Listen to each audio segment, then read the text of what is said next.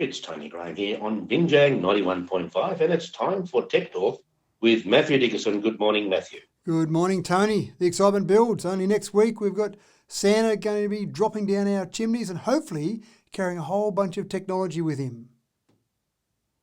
I'm sure he will be this Christmas, actually. It seems to be like a technology Christmas these days. Yeah, you're right. So you're all excited about Santa coming down the chimney, aren't you? I absolutely am. Yeah, you're under 40, so you're still excited. Maybe that's it. Yes. Anyway, it's still great to see all the smiles on the faces of the younger people when they get all these gifts. Yeah, I'm getting a bit old for it, I have to admit it, but it doesn't matter. It's the enjoyment I see on other people's faces that matter. That's right. And certainly the family around. Having the family around is a big part of it as well, Tony. Yeah, well, that's all part of that. Yeah, that's right. It's the whole thing. It's the whole thing. You get older, you don't really need much more of these things in life. It's just the family get together, which is the focus, really. Yeah.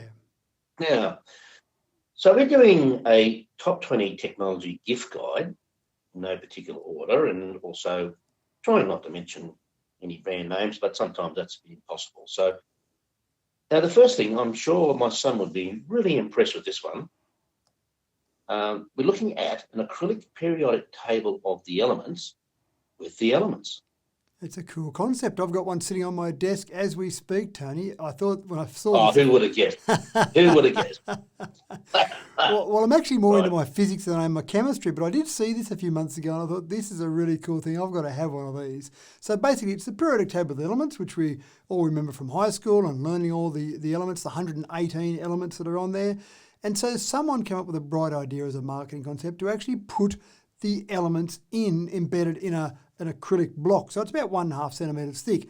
Obviously, they don't have all 118 elements. You can imagine shipping out uranium and plutonium across the world in these little acrylic blocks. So there's some elements because they're radioactive, some that are rare, some that are very expensive. So, for example, gold isn't included in there. But they've got 85 of the actual elements included. So for anyone that's involved or interested in a bit of chemistry, maybe just science in general, having the periodic table sitting on their desk with those elements, those 85 elements included, I think is a really cool Christmas present.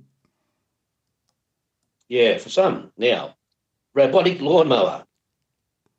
So if you've got someone, Tony, that you hear talking about the hard work they're doing on a weekend, maybe someone says, gee, I've got too much lawn to mow, my whole weekend's gone, I can't go and have a coffee with you because I'm too busy mowing my lawn, then a robotic lawnmower is the answer. Now, again, surprisingly enough, I've got one of these as well, Tony, but you've got different models and a range of different manufacturers now. If you've got only a couple of 100 square metres of lawn, or you can go right up to 30,000 square metres of grass, and a robotic lawnmower will basically be able to handle that for you. The toughest part, I suppose, which is where you might go and offer to help your friend or partner if you give them this present, is you've got to lay a piece of wire around the perimeter of where you want the robotic lawnmower to go. Once it's got that, autonomously that robot will undock itself from its charging dock, mow around the lawn, know not to go on and kill your beautiful rose bushes because it's got the bit of wire there to stop against, and then mows the lawn, docks itself if it needs recharging. Most people set these to go twice a week to keep their lawn in beautiful condition, and your lawn does look good. I'm no green thumb at all, but my lawn that I have covered with my robotic lawnmower looks fantastic. I got one of those. It's got 4 legs.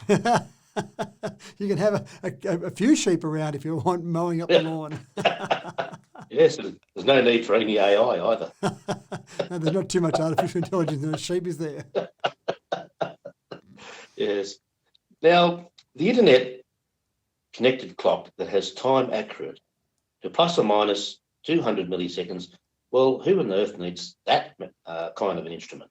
Well, probably you, Tony, on the radio. This is something that obviously is incredibly important when you might be counting down to the news on the hour, or you might need to be having various ads running at certain times. I think it's important, but there's some people out there that just like to be pedantic with, well, I guess everything. So having a clock in their house or having a few clocks in their house that are time accurate to plus or minus 200 milliseconds, I think is incredibly important. These clocks basically have an internet connection. They can be with Wi-Fi, they can be an Ethernet cable, and every 10 minutes they'll check their time using the network time protocol off various servers that are situated around the world. They're smart enough to work out how far away from those time servers they are, or they use what's called a stratum to work out how accurate those time clocks are in terms of your time geography.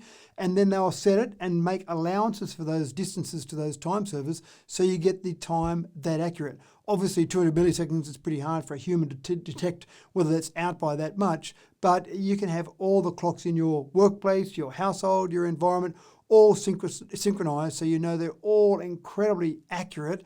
As I say, getting that time off the internet, I think is a good idea. Most importantly, Tony, when daylight saving starts and stops, you don't have to go around the house and muck around changing all the clocks. You've got these clocks that automatically update their time. Well, Matthew, I don't know about this. I mean, all the computers these days, well, for a long time have had exactly that, although they weren't always synchronising that often. But these days, they're pretty accurate, and even TV sets have these inbuilt devices. Yeah, you're right. Your smartphone, your TVs, your devices. It's still annoying though when daylight saving starts and you've got to change the time in the microwave. They've got to get that sorted, haven't they? Oh, yes, that's true. Yes, very, very true. Or on the oven even. That's right. Yeah, they're just not connected to the internet, unfortunately. No, what are they thinking? How can they bring out a microwave not connected to the internet? What's going on? Yeah, one day it'll come. Yeah. Now, a digital smart frame or frame TV, explain that one.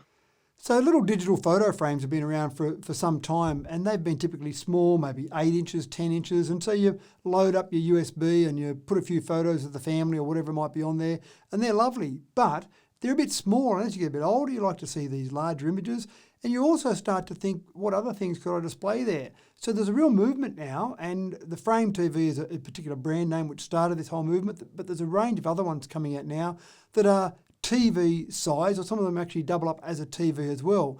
And not only can you display your photos, the kids' favourite memories, whatever it might be, but more and more they're designed to display artworks. So rather than having a replica Van Gogh hanging on the wall and going, that's beautiful to look at, and 3 years later you're still looking at the same picture, by using some of these and a subscription service they've got, you've got access to tens of thousands of images that are licensed from the original painters or from the archives or from the museums that have got these particular artworks, so that you can actually look at a Van Gogh and then next week you might look at a Picasso, or the week after it might be a picture of one of your kids. So you can change them on minute by minute, day by day. You can change them on a regular basis. If you do get some of the subscribed artworks, the quality is incredibly good, and they build them to look like a picture frame. So they effectively have something that looks like a frame of a picture. And if you just glanced at it, you would do well to tell the difference between the image that's sitting on there inside effectively a TV compared to an actual artwork hanging there. So great way to vary what's hanging on your wall. Great way to see the family or see some classic artworks. And now they're not too expensive. You can get some of the smaller ones for hundreds of dollars. Some of the larger ones still run into $1,000 or more, but some of the smaller ones, you're just talking about a few $100s. Yeah, I can just tell with this next article that you've got this information from the States, because it uses the words voice-activated trash can. We don't call them trash cans over here. No, we don't. And you're spot on. This is from the States. And I don't mind this one. This is one of the few things on this list that I haven't got, Tony. But I don't mind it. I'm actually going to go and chase up one of these myself. So you walk over to the trash can or over to the garbage bin, and of course your hands are full. And some garbage bins now have the little button on the bottom that you can put your foot on that will lift up the lid. But the leverage on that often doesn't work that well because it's trying to lift that heavy lid from just a small bit of leverage on the actual foot. And so sometimes that bends or it doesn't quite work properly. But what could be better than a voice-activated garbage bin? So instead of walking over and pushing your foot on something at the bottom, you just say open can, and the lid pops open and you can drop your things in there. You can even wave your hand over the top. So you might have a bunch of things in your hand and wave them over the top, and that'll open the lid. But my favourite part about it is that it's also got a liner pocket that when you pull out the liner and throw that in the bin outside, it dispenses another liner for you. So never again do you have to look around and go, where are those garbage liners? Who's going to put that in for? It's already got it there ready to go. So I think that's a great part of it. You could even use it on a compost bin, and you could just say, open can of worms. I'm actually not sure if you can change the words you could use, but hopefully you can, because in Australia, you're right, you'd want to say open bin rather than open can. Anyway, you've been talking to Matthew Dickerson with Tech Talk on Binjang 91.5. And now it's back to all the information and news and everything else we do on our great station. Stay tuned for our next session this afternoon. Thanks, Tony. I'll go and look up some more information to come back to Savo.